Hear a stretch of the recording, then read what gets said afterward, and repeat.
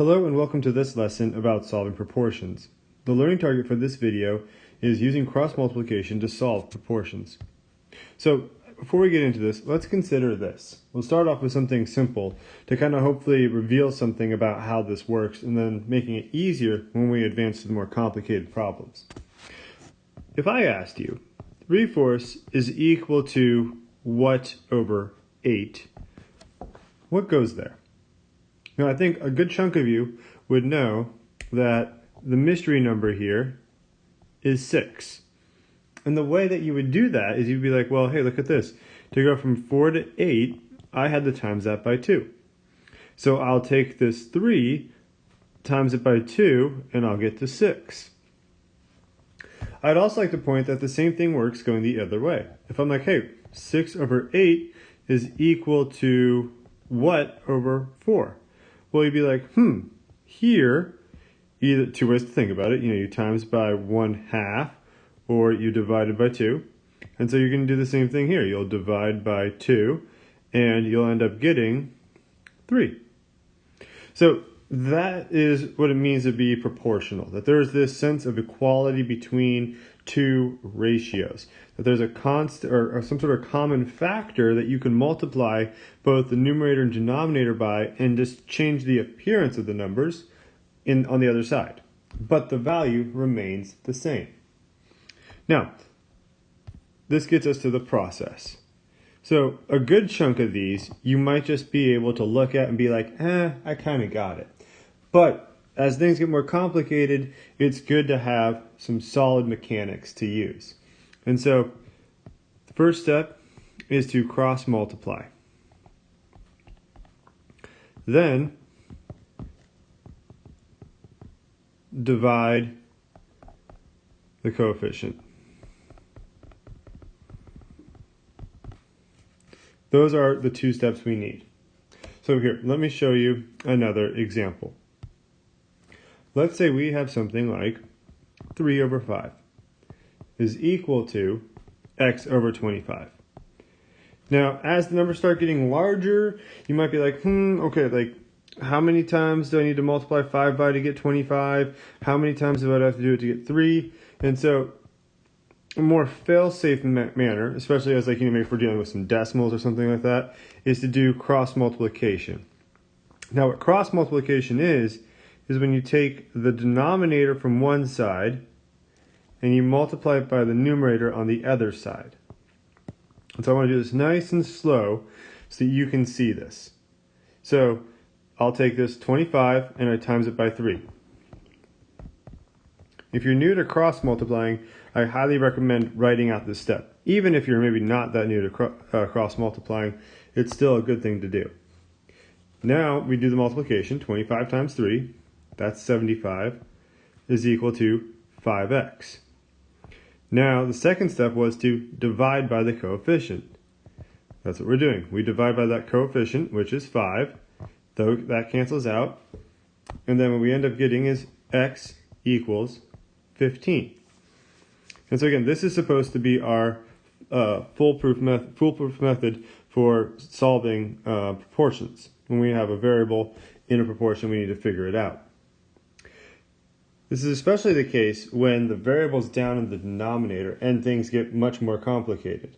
So, for example, let's say another one. We have 6 over x is equal to 2 over 7. We want to get this x out of the denominator. Cross multiplying is that skill. Now, technically with cross multiplying, you're multiplying both sides by x and both sides by 7. It's just that on one side they cancel each other out. So this is just a shortcut. So we take this x, we're going to multiply it by the 2, and we take the 7, we multiply it by 6. And so we end up getting 42 is equal to 2x. And so we have to divide by 2. X equals 21.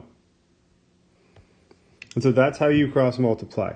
Again, I'd highly recommend, and I kind of didn't do it this time, sorry, taking your time and writing it out. 6 times 7 equals 2 times x. And then get to that step.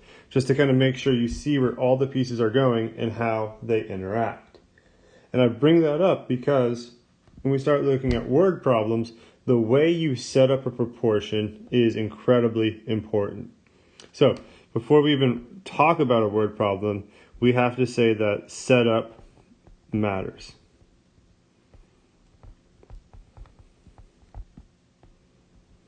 And the biggest thing you have to do with setting it up is be consistent. There we go. Be consistent.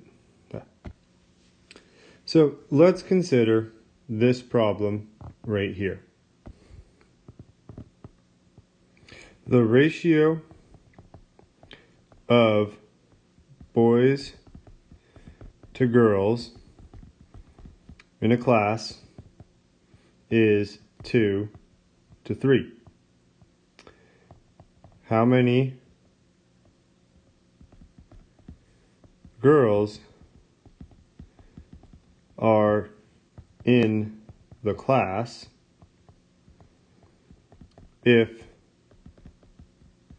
there are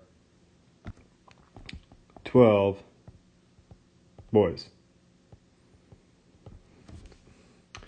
So first thing we got to realize is that this problem is no different than the problems we've already done in the previous examples. We just have to set it up. And so what I like to do, and there's multiple ways we can do this, and I'll show you why that's the case in a second, is it's all about starting off with this ratio. Okay? 2 over 3. Now, what we said is the setup matters, and you have to be consistent. What does 2 over 3 mean? Well, it's 2 boys over 3 girls. So what we're going to do is now set up our proportion, and on the other side, we have to put boys and we have to put girls. And so what we're told is that there are 12 boys in the class. So the 12 has to go there. And then girls, we don't know. That's the question mark. So X goes there. And so what I want to highlight to you is a couple of things. We have girls in the denominator, and we have boys in the numerator. So notice that consistency there. I also want to show you that we have on the left-hand side the ratio, and on the right-hand side we have the real life. And so that's part of that consistency. And we can juggle this up a little bit, because now what we have to do is cross multiplication. So it's going to get really colorful here. We're going to cross multiply the numbers. So we end up getting 2 times x is equal to 3 times 12. So that's 2x equals 36. Divide by 2, x equals 18. 18 girls. There we go. Now, like I said, there are many ways we could set this up. If we wanted to, we could set it up so that we keep all the boys on the right, on the left, and all the girls on the right. And if we do that, we have to, again, be consistent with our numerators and denominators. So I could say, there are 2 over 12 boys. So the ratio is 2, and then for girls, that component of the ratio was 3, and their real life number was unknown. So here, our numerators and denominators match up with, again, with sort of the unit, where this is the ratio, and this is the real life. So you just have to be consistent. Whatever's in the numerator or whatever on the left-hand side needs to sort of match up with the numerator on the right-hand side. And you just have to have those clear lines. At the same time, because of cross multiplication, I could flip these numbers around. So I could go with 3 over 2 is equal to x over 12. And when I cross multiply, I'll still get 3 times 12 is equal to 2 times x. So there's many ways you can set it up, and there's only a few that you can't use. And again, it all boils down to setup matters. Make sure the units are consistent. What's in the numerator is in the numerator from both sides. What's in the denominators on both sides as well, and that they match up. And so just be consistent with that.